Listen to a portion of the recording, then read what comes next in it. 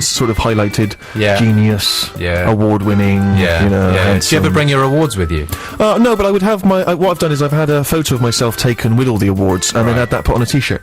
Oh, So- such a time saver. It's clever, isn't it? So I just unbutton a jacket. Oh, hang on, who's this cheeky chap? What's that? I don't know. I think you'll find it is. So, yeah, that works very well. But what's been happening in Rufus World? Well, I've been up in Birmingham filming an episode of Doctors. Of course you have. Which I think you were quite excited about last weekend, and you'll be even more excited about when you hear how it went. Really? Very well indeed. Oh, hang on a minute.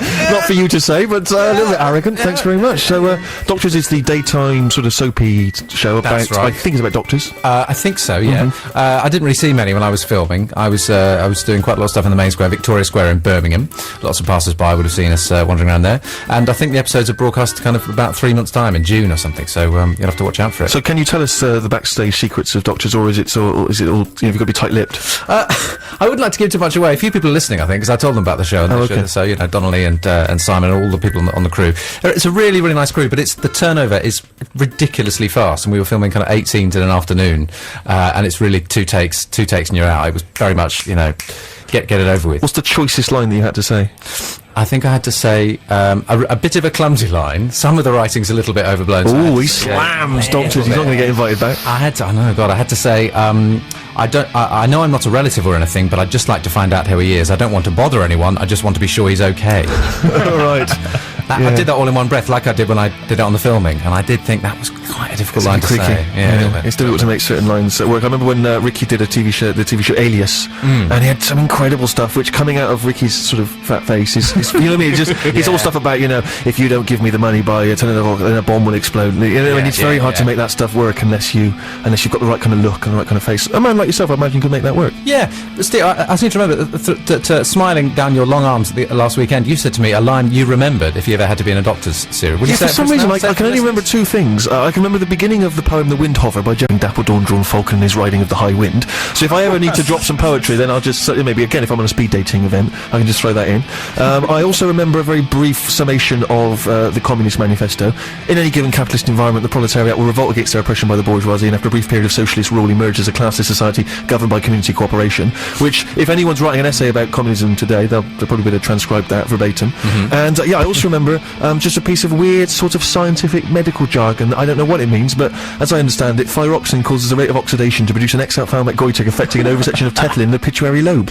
Again, useless information. I don't know what it means, but it's 3 pieces of information that just float around in my head with no vent. Yeah. I once wrote an essay at university likening Gerald Manley Hopkins' late verse to the rap of Iced Tea. Wow, that's so pretentious. It's magnificent. I might bring it in next week. I And, caught this morning's morning minion, Kingdom of Daylight's Dolphin, Dapper Drawn Falcon. Yeah, I can see that works. there's a similar rhythm going on. That's all right, isn't it? That's not bad. Okay, listen, we need to get some more music in before the news. If you're a regular listener, then hopefully you'll have enjoyed in the past the song selections of our music on the web expert Vic Sharma. He'll be back in a few weeks, but in the meantime, this is a tune that he's pointed me in the direction of recently. It's called Pick Up the Pieces, and it's a laid-back lead single from Money Mark's new album, Brand New by Tomorrow, which incidentally I think is available brand new from tomorrow. Actually, there's also a DVD that's available tomorrow. Pick Up the Pieces from Money Mark, and as I say, he has a brand new album out tomorrow called Brand New by Tomorrow. I believe it's tomorrow. I think it's available online and stuff. I'm not sure if you can pick it up in the shops. I should have found that information out. It was a bit slack of me, but I'm a busy man. I've got lots of more important things to do than think about this radio show. Posh Rufus is with us. I like to give him that little sort of moniker just because it's nice to sort of reduce everyone, as you said in the past, to a cultural stereotype. Yeah. What's the most posh thing you've done this week? I think probably wearing this jumper, actually. It is pretty posh, No one isn't said it? a word about it. It's pink. It's bright pink, and as anyone knows, a gentleman can wear something very pink once a month on the high discount. Only, you know, after church, Sure.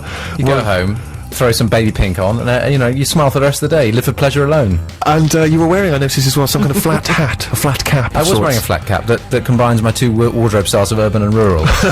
One unique. Ural. Ural, yeah. Reuben. Like the mountains. Reuben? Would that Yeah. work? It's something- Reuben. Yeah.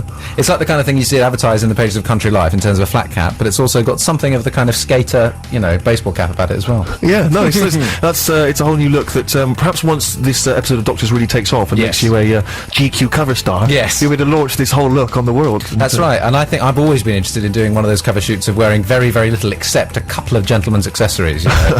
Maybe a pipe, me just in a pipe or just in one of those quilted green waistcoats that Yes, yeah. a pair of Green high wellies. knee-length socks, something like that. Yeah, and nothing else. heaven forbid we should see your Dawkins. Heavens, no, I'm not showing my Dawkins cover to up your anyone. Dawkins. Okay, now you brought in a tune for us. So each week we like to play a cover version. I'm very gracious for you that you brought in a cover version of Something For Me. I brought in Mark Ronson's "God Put a Smile on My Face." Now, Mark Ronson, the first I heard of him was he did a Radiohead exit music for a film, and stop me if you've heard this one before. The Smiths song is being played a lot on Six Music at the moment, but this is his version of Coldplay's "God Put a Smile on My Face," and that's on his album, which is coming out, I think, in April. We need the jingle quickly. We've got the Mr. Cover jingle. Mr. Cover. That's the best one. That's the Great, best one. isn't it? It's That's got the best one. From the album Crooked Rain, of course, that's Pavement and Cut Your Hair from 1994. If you've only just joined us, you missed a hilarious blunder earlier when we had our guest Adam Buxton here, and he made the mistake of thinking that the Silver Jews were a spin-off band from one of the members of Pavement, when in actual fact all that had happened was that Pavement had provided the backing music for the first two Silver Jew albums. So that's just some of the hilarity that we've had on today's show. Now, if you've been listening over the last, 10, 11 weeks, then you may have been following the fortunes of one man as he's made his way from Land's End to John O'Groats for no very good reason. Each week we've spoken to him on the phone, each week he's recommended an excellent song choice, and I'm pleased to say he's actually here live to show us his war wounds, and also just to receive this giant charity check. No, of course I'm not going to give you that, because you didn't do it for charity, did you, Dave? No. You just merely did it for selfish, weird and selfish reasons. Absolutely, yes. Thank you very much indeed for coming in, I really Wonderful appreciate to be it. here, Steve. Thank you. You're bearded, are you naturally a bearded man? No, unnaturally so. Right, it's fake. Yes. No, but you've obviously used the time whilst walking to experiment with facial hair. things. Yes. How did the whole thing? In retrospect now, a week or so later, how do you look back on it fondly? Absolutely, I'm still on a high. Are you? Yes, absolutely. Are you sure that's not because you're down here with us? Us London types. No, it's I'm full of the joys. To be honest, it's going to be quite a come down going back to regular life. The other world. Yeah, of course. When I last spoke to you, you were essentially trapped in John O'Groats. And you left me cackling up there, didn't you? And I cackled and hung up the phone, and you had no means of getting away from there. What did you do in the end? I fled backwards, so I got straight back on a train, and 16 hours later I was in my own bed, wondering if it ever happened. And how much do you think the whole excursion cost you? Because you were living in B&Bs, is that right? Yeah. When you weren't falling into ditches, trapping yourself in snow? Decided to make the most of the whole experience, so my own money, of course, so it must have been a few thousand pounds. Imagine that, yeah. But these are the kind of things you can do if you're as successful as I am.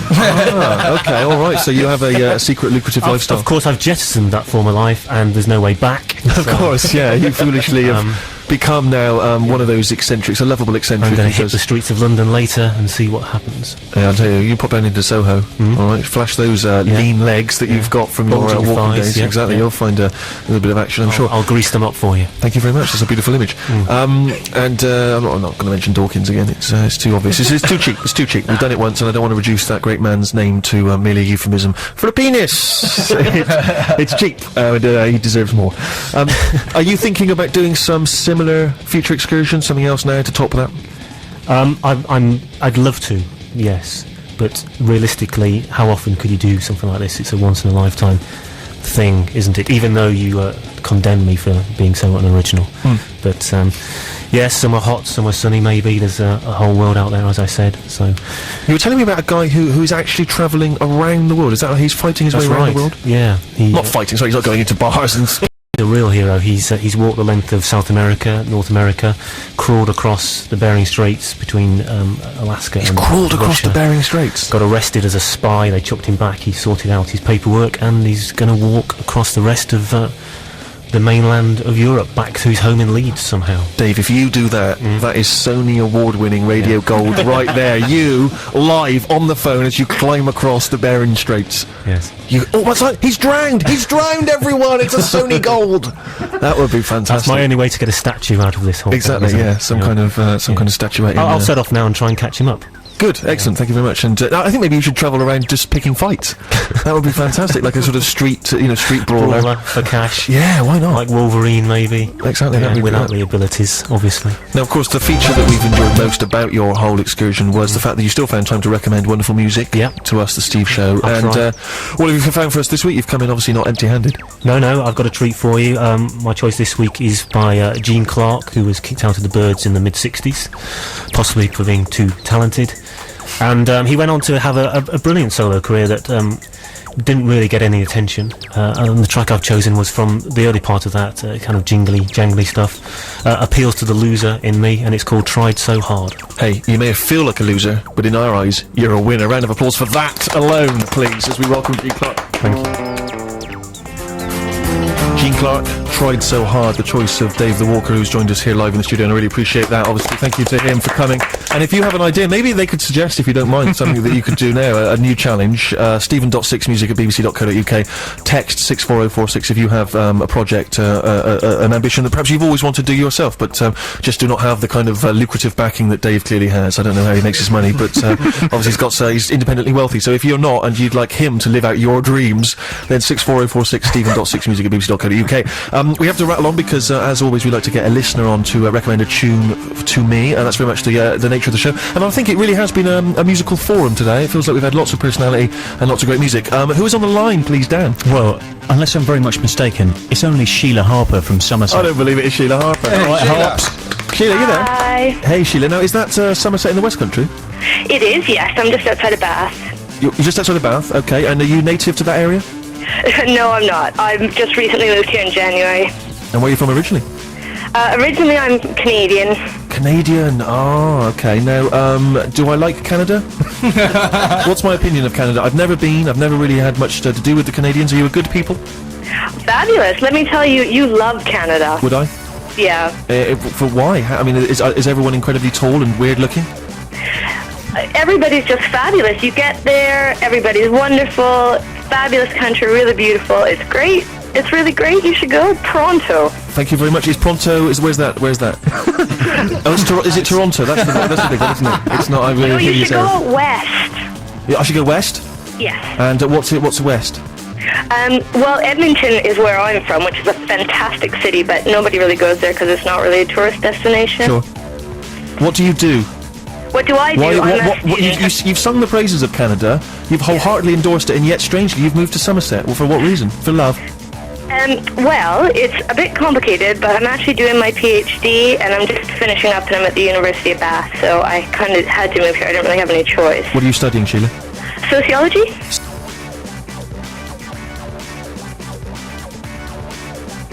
Sociology, one of the sort of pretend studies. Yes. That's correct. And yeah. what do you hope to do?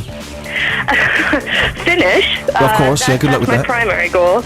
I don't really know, to be honest. There's not much you do with a PhD in sociology. I think working at McDonald's is pretty much what's on the cards. Oh, there's going to be sociologists everywhere slamming you there. After those comments, you damned the whole profession. Yeah. Man alive. How old are you? Are you elderly? I'm 30. Oh, you're getting on. Yeah. Man alive, you left know. the studying a bit late. What were you doing previously? It's a bit of a long story. I have done various things. I worked and traveled and yeah. You've worked and travelled. That was a hell of a long story. You worked and travelled a bit. Well, thank you very much for that. I'd love to hear one of your short stories. Oh, thanks very much, Sheila. Hilarious. No, Sheila, I really appreciate you calling in. It's lovely to hear people, and particularly to get some ladies on the air, because we're embarrassed the fact that it feels so laddish, this show. It really does. You really need more of the. You need more of a female influence. Well, we're trying to sort that out by getting people to contribute radio tapes and demo tapes in. So, because we're looking for some regular female contributors. So perhaps, Sheila, you'll send in a tape of you perhaps taking a sideways look at the week's news, but through the eyes of a sociologist. It could be hilarious. A regular feature. Oh, well, if you're lucky, maybe, yeah. Thank you very much. Now, what tune have you chosen for us? It's a track by Stars, who are a Canadian band, and it's called Your Ex-Lover Is Dead. Your ex-lover is dead. Now, why does this song relate to... is this a song you find that kind of gets under your skin? It did. You know what I really like about it is that it's one of those songs well, at least for me, you listen to, and then you like want to play it again because it's so good, and it finishes, and you're like, oh, I just really want to hear that again. And I think that's a good quality. That's always a good quality. I was going to ask your ex-lover was dead. I don't feel that's appropriate. We don't know each other well enough. But maybe later episodes. yes, exactly. We'll find. Well, you've teased us now. Is Sheila's ex-lover dead? Find out in future weeks on the Steve Show. Okay, let's listen to the track, and we'll give you our verdict afterwards. Thanks for talking to us, Sheila. Stay there. All right. Your ex-lover is dead by Stars. Sheila, you still there? I am. I'll tell you, Sheila, I absolutely love that song. I thought it was wonderful. Isn't it fabulous? It's so good. You've got excellent, impeccable taste, and that's exactly the sort of song that I was hoping people would recommend to me. Songs that are completely unfamiliar to me. They tick all of my boxes. Epic, grand.